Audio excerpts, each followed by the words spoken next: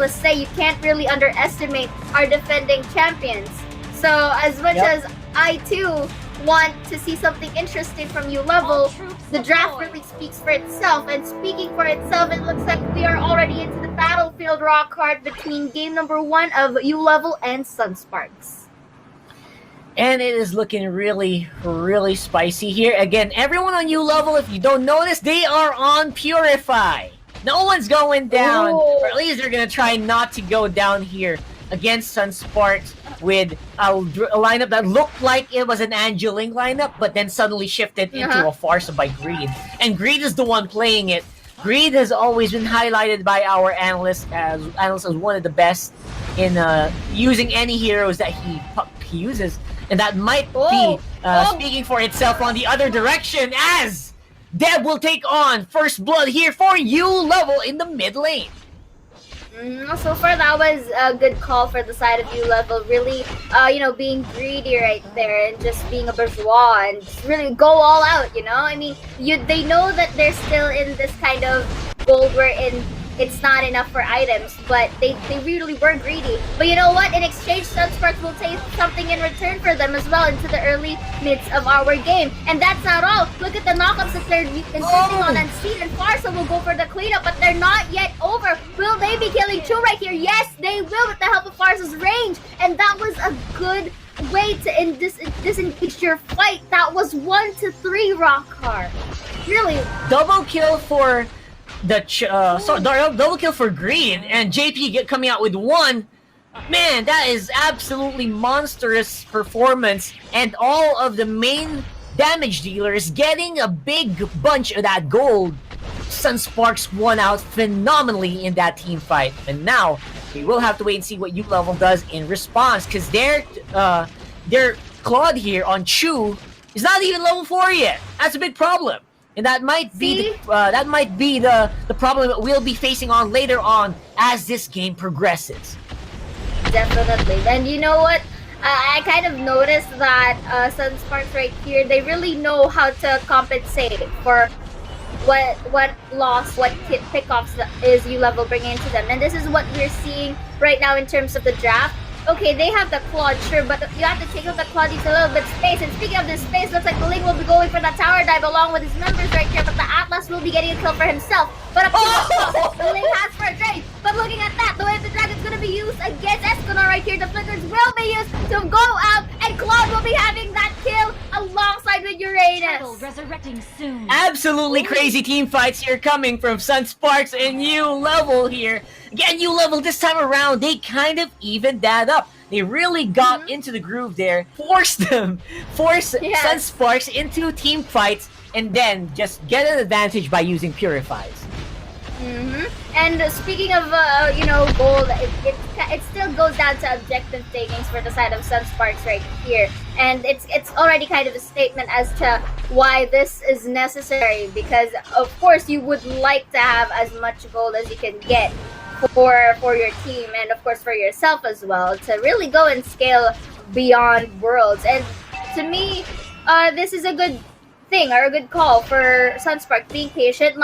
They're not really in a rush to go for pickoffs, to go for team fights. They're just really patient right now, and really waiting for that opportunity to really pin down the Belerick per se, or the Claude, or any of the squishier heroes of ULVL to just go for that cleanup. But then again, ULVL right here is actually doing a pretty similar thing. They're also not engaging when it's not needed. But speaking of engaging, looks like they will be getting Escanor right here. Ling will be going for that. Oh, and that range is enough to go for that pickoff.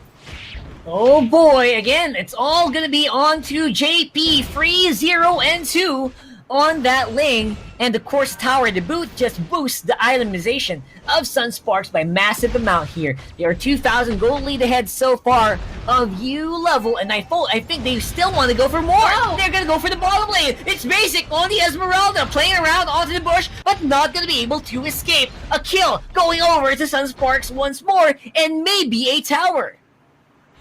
SUNSPARKS do not want to waste time, Rockhart, because transitioning from top all the way to the bottom to get those pickoffs as much as possible, it's a sign that they really want to end this, and they will be ending this with all over efficiency of the Ling that SUNSPARKS has right now. But ULVL's gonna be here. It's gonna be a very messy fight. Onto the top side, there will be a tower dive going to commence, but they will be flickered out with a break of help. But let's see up to what extent. Looks like KLVJ is onto the harassment right here, but 2 is gonna be there to just go and poke and beyond. They are on separate ways, but the Khufra gets a kill for himself. Abusing that low health of an Atlas right there. It was messy, it was crowded, it was scattered, it was all out, but still it was on the hands of SUNSPARKS, who has the advantage. Yeah, they got ahead here in the early team fights just because they already forced Deb to use the flicker in a defensive manner. And after that, they knew it was safe to go for the all-in. You could go in and ULVL could not answer at all. That's exactly what happened. Unlimited chase for SUNSPARKS, giving them a free kill, and not to mention, again, safety is out of the map here for ULVL right now. Oh, I kind of seen what Hilda is doing right there, but again, Ling will be opting for unseen right here. Let's see, the Belerick will be pushing him away, but then this gives Jay just go for the push. Man, that's gonna be a very strong push coming in here from SUNSPARKS if ever that went wrong. Fortunately, ULVL was able to at least hold on to that last bit of safety, and they are going to be able to at least defend second tier turret on mid. Again, how long that's going to be, I'm not sure, because right now itemization looking really good here for that lane. Going for the chase still on the top lane. That's going to be Escanor. Going to be following shortly by Basic. Great falling Star Moon. JB forced to go and fly out of the way. Whoa, that was faster than Spider-Man chasing after Mary Jane right there. Top lane gonna be the one here for target in ULVL's arsenal here. And they are just waiting for SUNSPARKS to make a move. So far, there are no casualties onto that messy fight earlier, but again, that left a bit enough space for ULVL to just really go back and just scale and go for economy. But you have to take into consideration the damage output that the Ling is inflicting, and as well as the Fartha. Even though that she's the support right here, the fact that it hurts, especially she has the range to do so, to shove away ULVL, and you know, it gives an allowance to the members of SUNSPARKS to go for a team fight if that ever happens. But to me, right now, with that messy fight earlier, I think it's kind of like a signal as well for both of them to just really calm down. Because if they went any further, the casualties that can really leave an impact. And speaking of casualties, it's gonna happen right now. Hilda is gonna be ejected, and Atlas will go for the clean. There you go. I think that was a big deal. Now there's gonna be one less member to worry about. Especially it's a Cho, right? That is great for ULVL, making use of Deb on that flicker. But now it's gonna be the revenge here onto Unseen. Unfortunately, that is a huge loss as well, stopping ULVL. You thought you were safe for a few moments? Well, JP has something else to say about that. It's gonna be SUNSPARKS going on the hunt again. They're not done as of yet. I mean, SUNSPARKS really knows how to do overkills right there. I mean, that was 1 in 3 earlier onto the bottom side. But going back right here, Escanor will be forced to back away with half HP. And if you noticed, Rockhart, that even though that the members of ULVL are really grouped together in threes, especially onto the bottom side, Ling knows his priority well, and he wants to target Unseen. Because if you notice, he's really giving all the ults and the damages to him. And that's because it's a good call for him to deny the output. And speaking of output, the Khufra will be going for that knockdown and goes for the kill. Let's see if Deb will be surviving through. Placing Duet will not be enough to compensate to that shove. And KLVJ to flicker out and harass the Claw, forces to go back. But this is gonna do much, and it will decide to disengage. Looking good here for SUNSPARKS, making use of their advantages at the middle parts of the game. We are approaching 10 minutes here. It's 5-10 on the kill score. SUNSPARKS leading still by 6,000. Again, going for Basic here. What a failure on that falling Star Moon. Gives him wide open for SUNSPARKS to take a kill. I don't think Basic saw that coming at all, Seiya. Yeah, and that was really uncalled for because, okay, I think I get it that he wanted to have that potential kill, but the fact that the members of SUNSPARKS are still in the vicinity, they are in the area, and with that, we just seen how the Khufra was able to really aid into the hands of, if I'm not mistaken, the one he tried to knock up was the Ling. But again, going back here into the bottom side, okay, now that was a nice Tyrant's Revenge, but makes it for a shutdown. Let's see. He manages to pick off 2 members from SUNSPARKS right there, which will be giving him an amount of allowance for resources and gold as well. Some people that might be a fail, but for me that was absolutely beautiful from Rafflesia. Locking down multiple people with the Tyrant's Rage slows them down. It actually disables them completely from going into a Lord take, which is going to be a huge advantage. The death timers are going to be a little bit more forgiving. I think Rafflesia might actually make it in time for a big push if ever they do want to go for it. And that resets the game for them. They're back on the map, and they can probably take a team fight if they want to. So great job for SUNSPARKS. However, of course, the Lord will be taken out of account. JP on the backside goes in for the Tempest of Blades. Only will be able to do some damage, not gonna be able to finish off unseen just of yet. And KLBJ gets a kill on the backside. Kiluwash with knock upon the Chew, not gonna be mattering that much, as Lord's still alive and Super Minions are on top and bottom.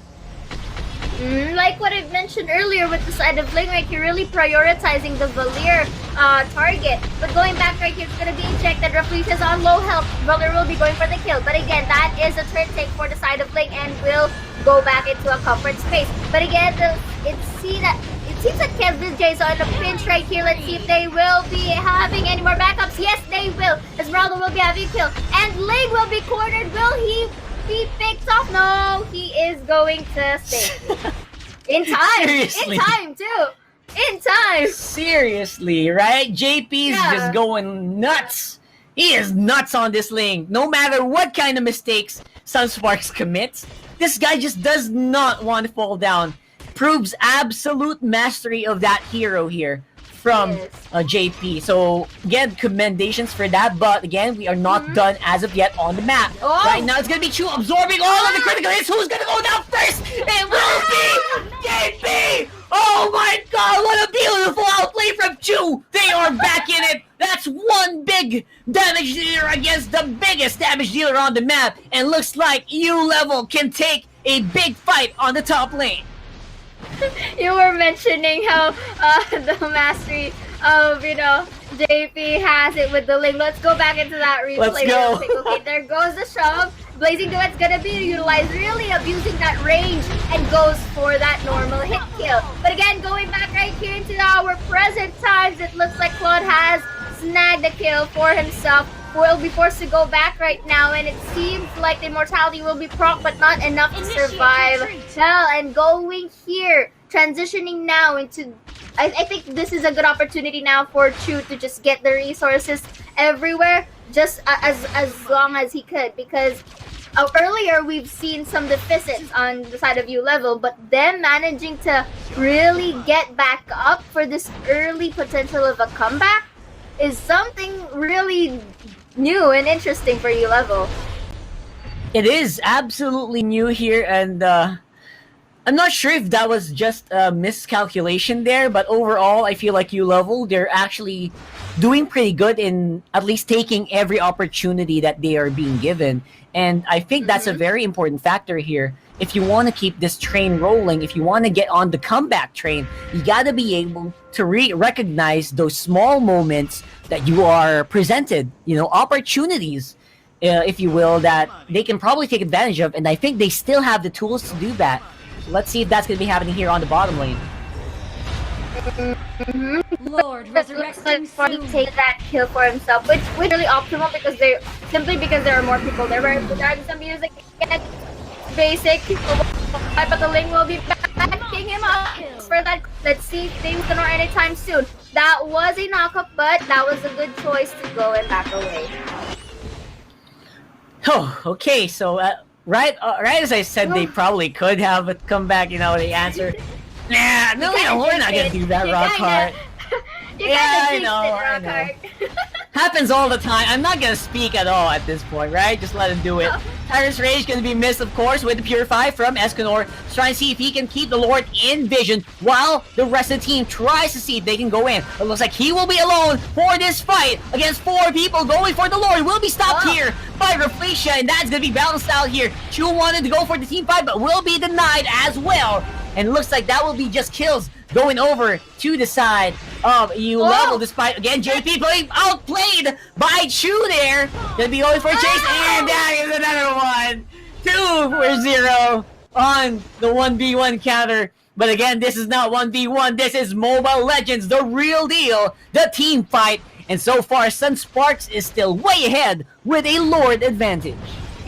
But you have to really take note of Chu right there, because as the game progresses, he is scaling up. And the more damage that he gets and the more resources that he takes, this is going, this Chu can be the potential key of U level to have this game turned around and about, because all he has to do is pin down at least the Forza or the Link, and then it's good and done for the side of U level. But this is the question, will SUNSPARKS let that happen? Of course not. The main objective right here is to sustain and go for that potential pickoff and really protect as well.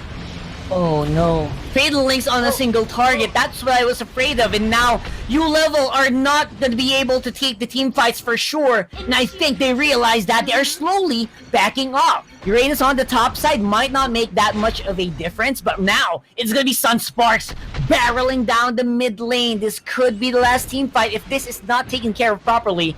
That's going to be a big problem. Chu is going to be chased off by Kill and Killash here. Going to go for the body battle mirror image. Will he be able to make it out? He will! Of course, JP is still here with the Blazing Duet. Not going to be enough this time. That is 2-1 on the 1v1. It's going to be over if they don't make it out here alive. Unseen will be chased down, and that's the Belerick going down to the Feathered Airstrike. And now Escanor in the mid lane trying to see if he can clear up that minion wave. Not going to be happening anytime soon. SUNSPARKS is now inside the base of U level.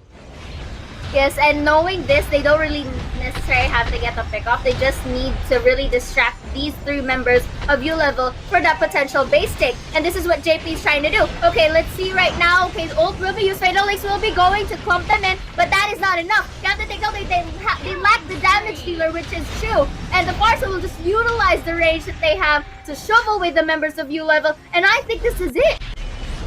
Yeah, that's it. 2 tanks not gonna be able to clear up that minion wave at all. Congratulations for SUNSPARKS taking game 1 against U level.